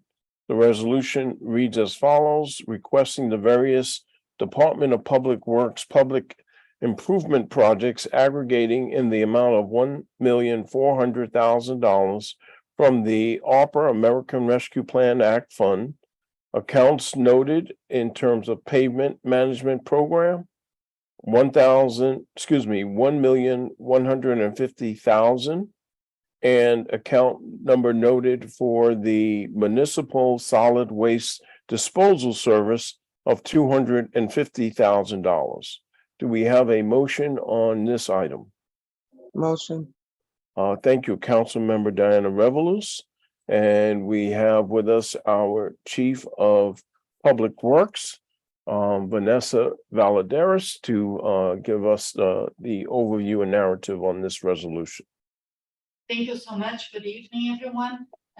This is also a request that Public Works is doing. I'll say Public Works because part of the money will go towards the engineering and the other under operations to separate divisions under DPW. So the first one is the 1.150 4-hour paving program. Again, we are trying to minimize the impact that we have on our capital request. So that's why we're trying to get some of this extra money that we need to finish the forecast for the roads that we have for this year with this money. As you are aware, we have been paving more than ever. We've been increasing the miles of pavement of the roads that we did in this past few years, not only because of the support of you guys with the finance portion of it, but we're becoming more efficient because we're doing like a 3-layer look in our paving program. So we're looking first on, we're trying to identify what are the roads that are due for paving. And we, as soon as they come into our forecast, we look at drainage and utilities that need to be replaced or upgrade. Then we go back and look at sidewalks. If they are in poor condition, will be, of course, upgraded. If there are gaps, we're gonna close those gaps, and then we're finally for paving. Because we're approaching as 3 separate projects, we are now able to pave more roads because we're getting more roads ready. So we have been working on some of the roads in the past few years, and now we're ready to pave. So also there was, of course, increase in cost. Everybody knows that the price of oil went up, so of course affect a little bit of our asphalt price. But the main thing is that we are really able to pave more roads because we're becoming more efficient in the process. So instead of putting this extra request to be keeping up with our paving forecast on the capital, we would like to use some ARPA money for that. We already have the streets that we want to pave with this money. So if that money is approved, we're going to be able to spend this money by the end of this fiscal year. So this is the first portion of my request. The second portion is $250,000 for what we're calling a solid waste disposal. The reason for that money is, as you are aware, one of the biggest increase that we have in our operating budget this year was the expansion of our waste solid collection. That contract was extended for 1 year, and we'd like to engage a consultant company to take a very good look on how we are managing our solid waste system and come up with a plan and evaluate everything related to solid waste in the city and see how we should put our new contract out next year. So this money we already have an RFP out. We received the responses already last week. We are interviewing 2 companies. We have 3 responses. We should have a final candidate in about 10 days to bring in front of the public work committees and common council for award.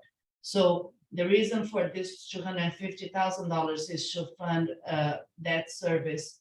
That will be a consultant that will develop a very good solid waste management plan and help us on the bidding process for that contract. Thank you, Vanessa, for that overview. One question that I have related to the paving, assuming the approval of the ARPA dollars for paving, how will residents know whether their street is going to be paved? Will we, you indicated that we've already, through the preparation, we've identified what streets we can go forward with this paving plan. Will that be publicized on the website, or how will residents know whether their street will be paved? So thanks for asking that. So I just want to clarify that until a few years ago, actually until last year, we used to have a 5-year forecast of all the street that was going to be paved, and that was on our website. One thing that started happening is that we weren't able to keep up with that 5-year forecast for different reasons. Usually the last year was the year 4 and the year 5 was the one that ended up having more of the changes and was causing a lot of frustrations on the residents. Because you go to the website and you see that your street is going to be paved, let's say in 2025, and then gets to 2024, your street is not anymore on that list for the next year. So the reason why those streets keep moving is for a couple of reasons. So the first one is that if there is a major project that was going to happen on that road, we usually ended up pushing that road for future years. Another thing that was happening, of course, was funding, or if there were any development that we know that would happen in coming years, because sometimes if a big development will happen on a street, it's up to them after they bring all the utilities, hook up to the building, that they ended up paving that. We pretty much pushed that cost to them. So it was very hard to keep a realistic 5-year forecast. So last year we decided to take a different approach, and now we're doing a 3-year forecast. We still have a 5-year here, but we are pretty much just publishing a 3-year. So this way, we don't get too many people upset. The list is finalized. We haven't published in the website yet because we are waiting for the capital budget request to be finalized. That just did. Now the list will be available on our website because, of course, we have kind of a wish list of all the roads that we want to do, but it depends on how much money we receive on our capital requests are really the list that we're going to be able to put out for that year. So before we came in front of you, we already know how much we have on capital this year, and we knew how much on this ARPA money. If that gets approved, we know exactly what we're going to be paid in the next few years. So as soon as we get this approval, we have a full list, and that will be published on our website. Great, thank you. Are there any additional questions or comments related to this resolution? Okay, hearing and seeing none, I'll call for the question. All those in favor of this resolution show by a virtual raise of hand or verbally. And as stated, Mr. Cotty said yes at the beginning, so it is unanimous. The resolution is approved, and we will move this forward to the next Common Council meeting on May 23rd for full council approval. Thank you. Thank you. Moving on to item 15, which a resolution reads as follows: requesting for Parks and Recreations Department project in the amount of $160,000 from the ARPA American Rescue Plan Act Fund, account number noted. Do we have a motion on this item? Motion. Thank you, Councilmember Diana Revelous. And we have with us our Director of Parks and Recreation, Mr. Robert Sowers, to outline this particular project. Okay, a couple of things activated this request. One was the pesticide restriction ordinance that was passed that requires us to do some type of organic land management plan. And two, our tree canopy master plan project that is underway now, that we are here in Parks are leading that project. Because of a lack of expertise in a lot of these areas, we're requesting the authority to hire a arborist slash naturalist, a naturalist with arborist credentials that will help us in these projects. It's a 2-year project that we will begin to manage our lands in such a way that our soils and our turfs will be taken care of in a more professional horticultural way. In the past, I think that because of a lack of resources and just the need to just keep everything clean and the grass cut and the shrubs pruned, we really didn't have the expertise for a land manager to really give us land management plans to our laborers to effectively and professionally keep our resources, our assets in a really healthy condition.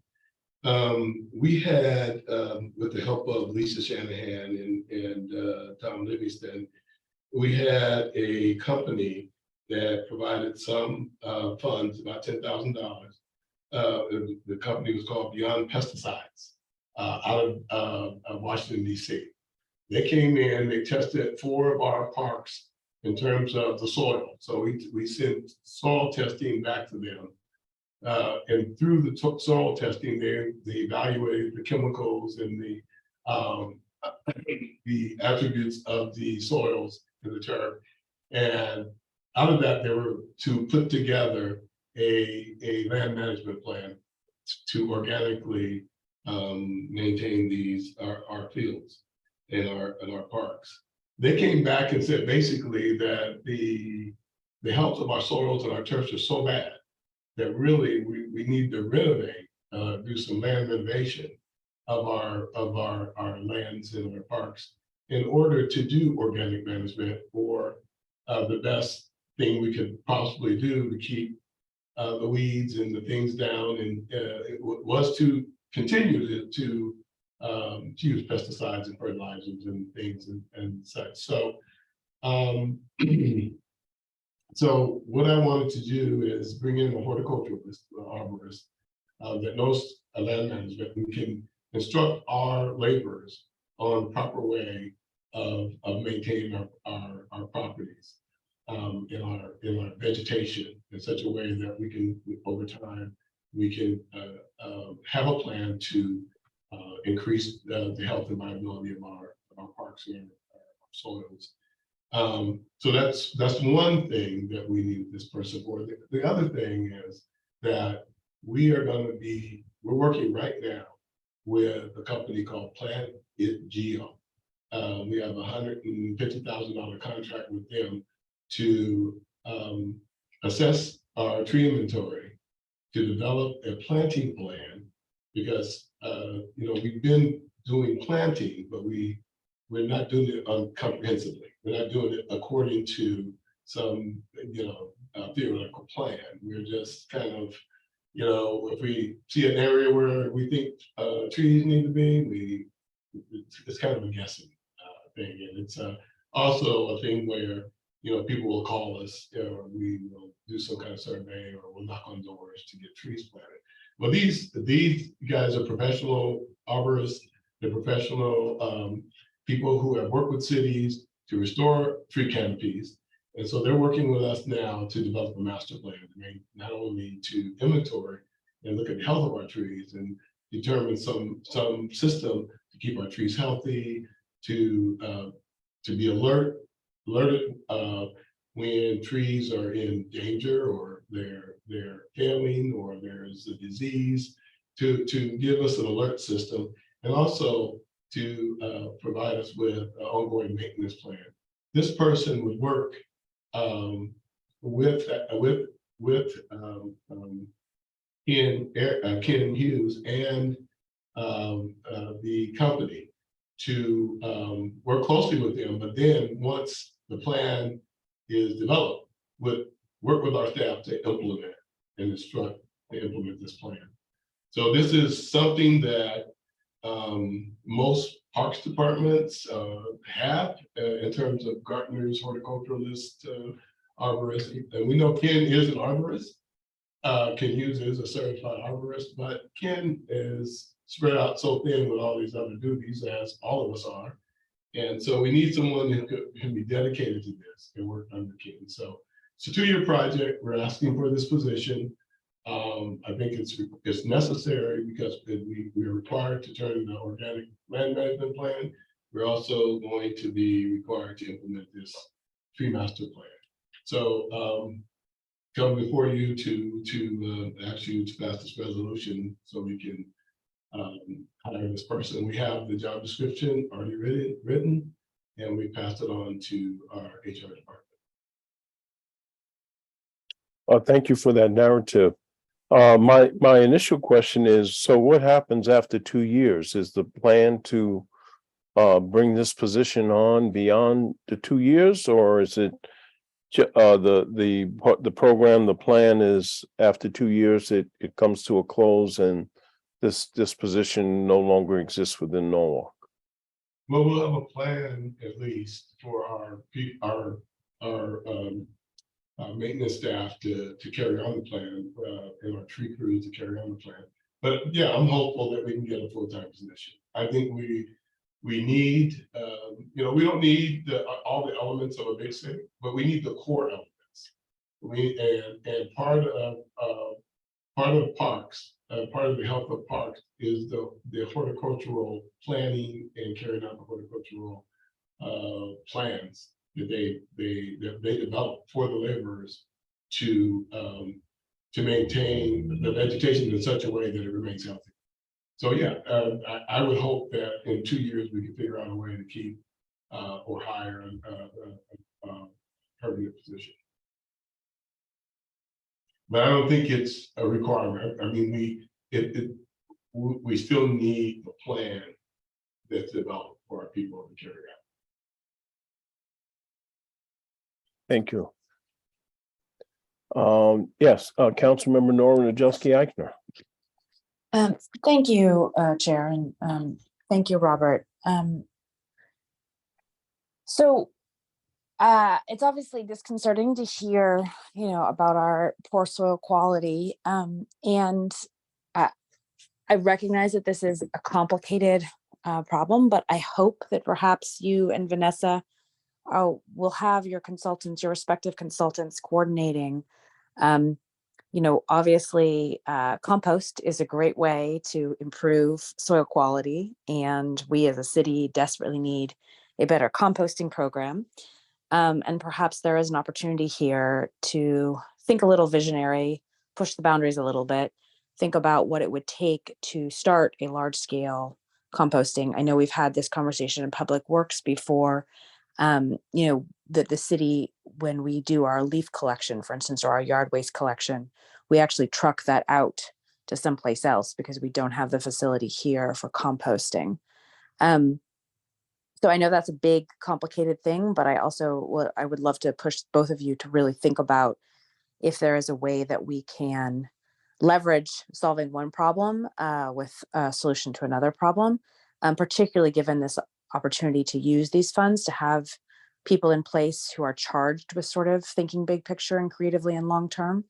I would love to see it if we could align these missions in some way that would benefit would work on problem solving for both of our problems. Yeah, I think it could work. No, well.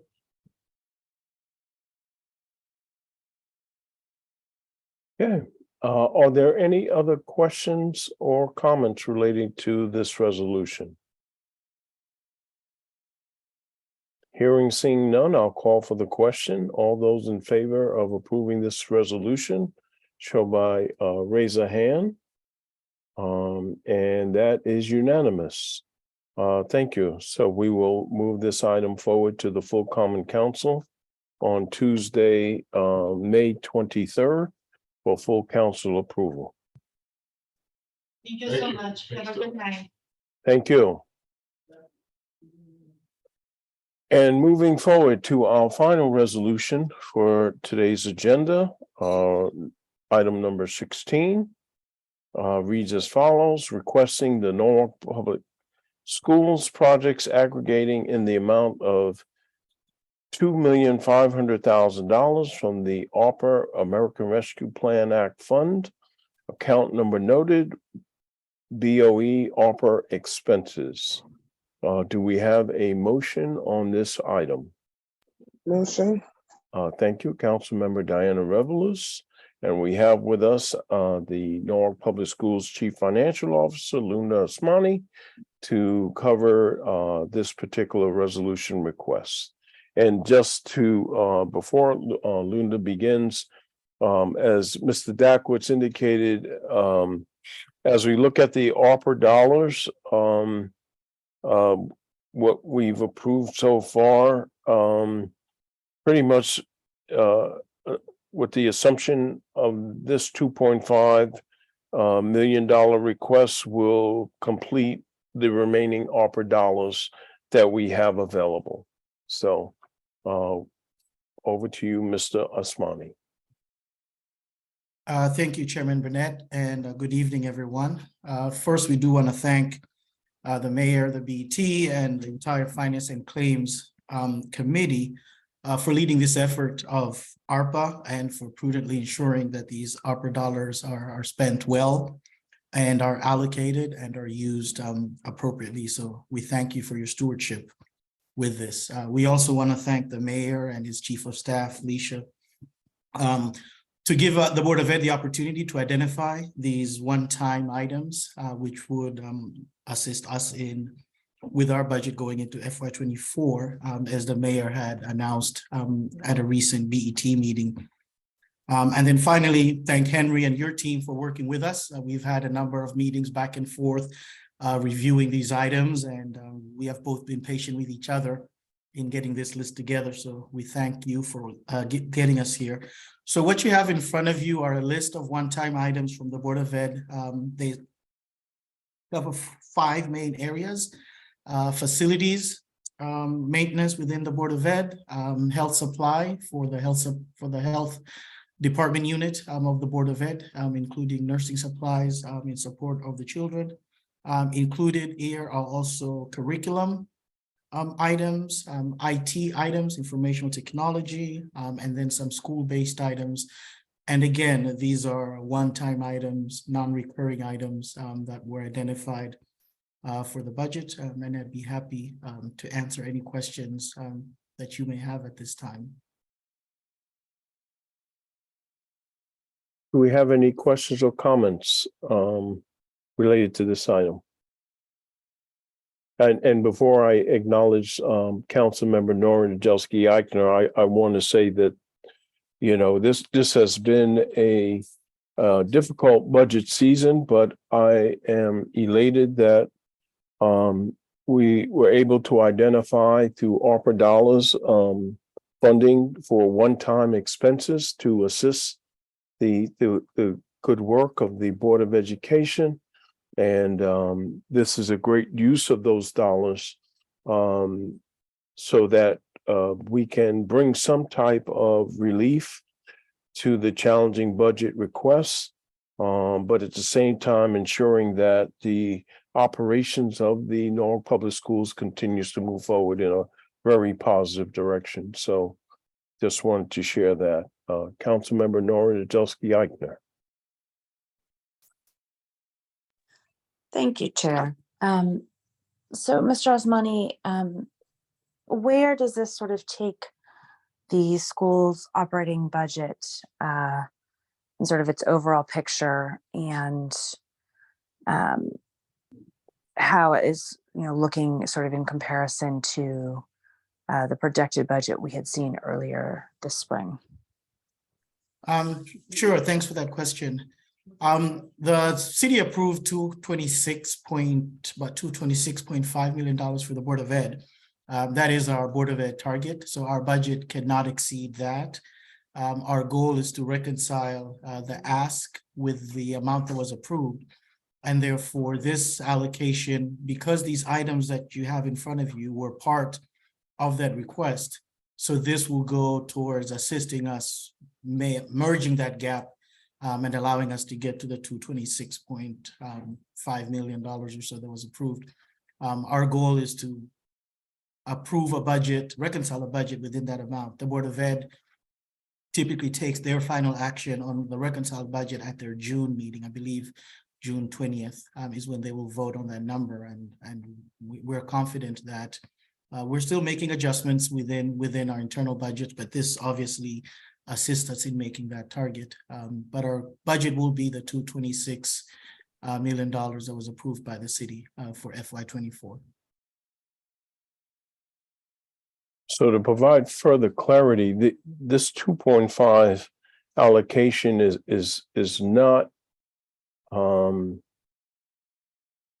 I should say, it's not affecting the minimum budget requirement. Is that correct? That is correct. Henry, perhaps you can opine on that, but it does not, because these are grant funded items. Right, no, that was one of the goals the mayor had, to find funding for the schools that would not increase our minimum budget requirement. We were looking for one-time expenses that qualified under the ARPA requirements. So this just helps Linda and the Board of Ed team to narrow the gap between what they asked, requested, and the funding that they get for this coming fiscal year 24. Councilmember Diana Revelous. I just want to say before I ask this question, I do appreciate what the school system is doing for our students, and I understand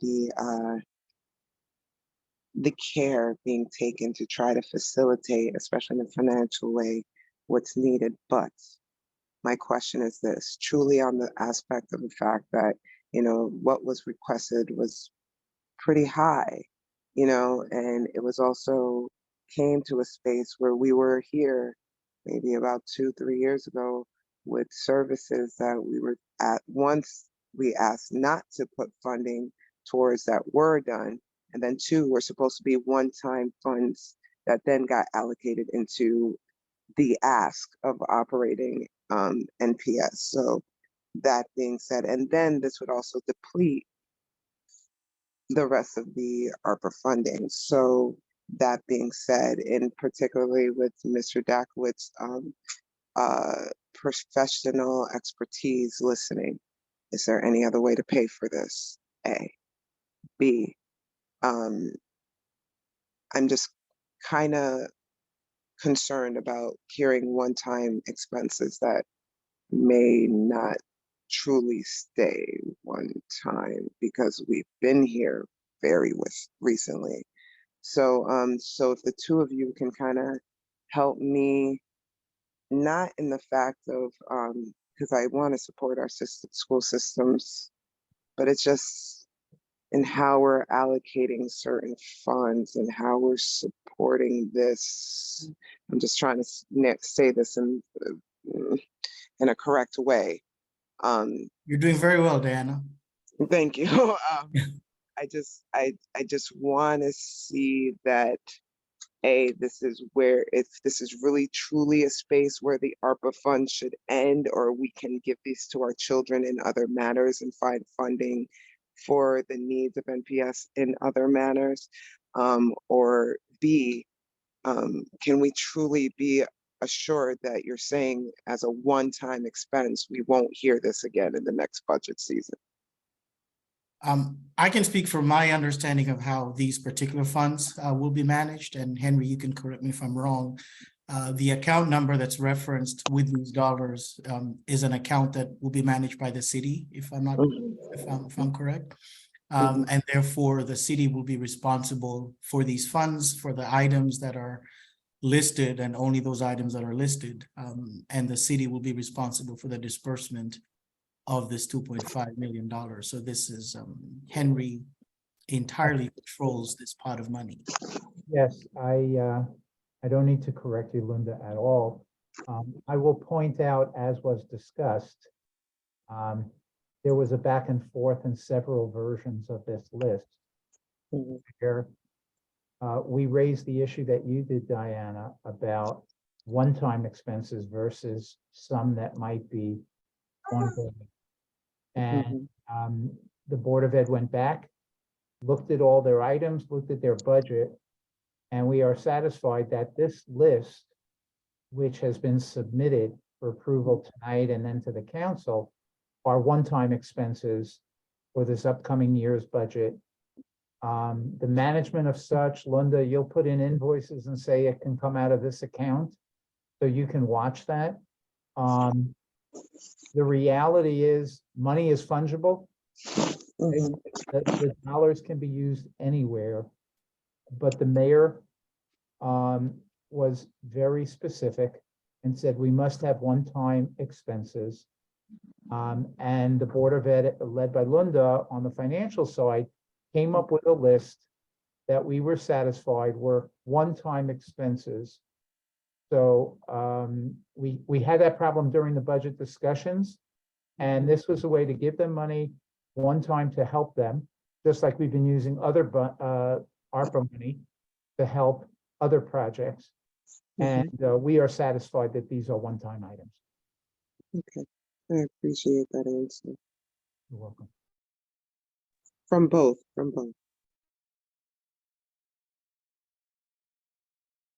Great.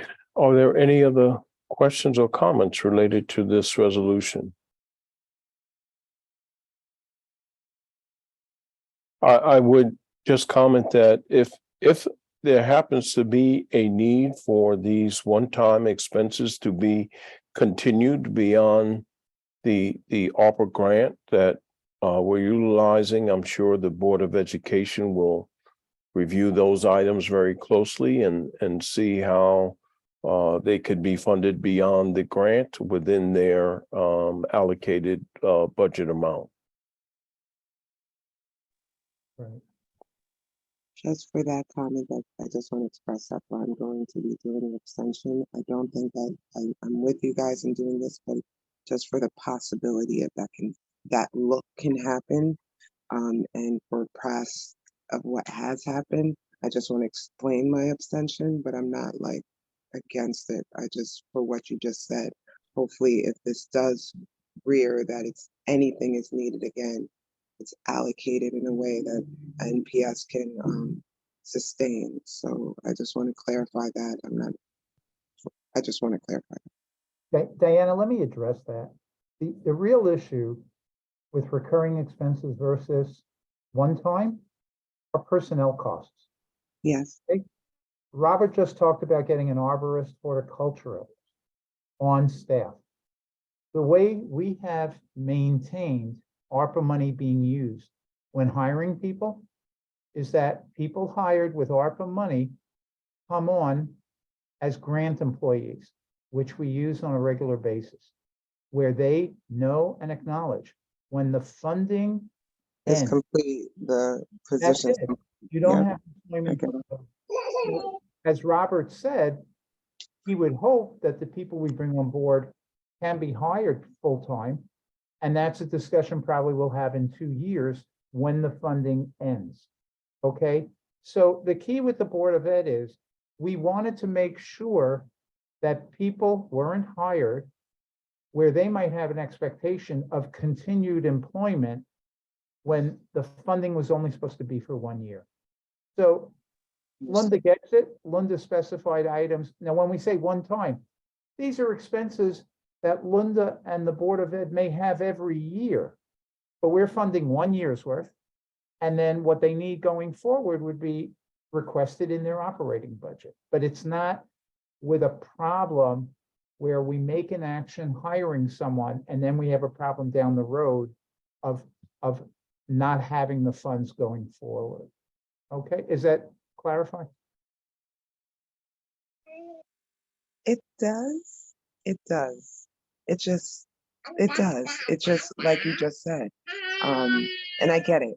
Trust me, I get it. It's just like you said, we would be paying for it now. And then next year, if they need it again, it's gonna go into operating budget. So it's gonna need funding again. But just remember, the city funds the Board of Ed with a total top line number, 225 million. Yes, sir. We are not allowed to tell them how to spend that money. Exactly. They are left to their own devices to spend it. Exactly. Next year, when they get their allocation, they have other funding sources as well. They have grants. They can allocate it any way they want. We just wanted to make sure that no commitments were made with this 2.5 million that would cause a conflict down the road, and we feel satisfied. Right. Right. I'm with you. I understand. Okay. Thank you. Okay, if there's no other questions or comments, I'll call the question. All those in favor of this resolution show by a raise of hand or verbal confirmation. All those opposed have the same right. Any abstentions? Let's see, so we have 3 in favor, Councilmember Burnett, Kides, and Najelski Eichner. No opposed, and Diana, you were abstaining? I still am, yeah. Yes, so 1 abstention, Councilmember Diana Revelous. So the resolution passed, and we will move it forward to the full Common Council on Tuesday, May 23rd for full council approval. Thank you. Thank you. With that, Motion to adjourn. thank you. All those in favor, show by the sign of raising your hand or verbal aye. It's unanimous. We are adjourned at 9:15 p.m. Thank you. We had a long meeting, several items to cover, but all good work. Have a great rest of your evening and thank you. Thank you. Have a great Thanks. next month.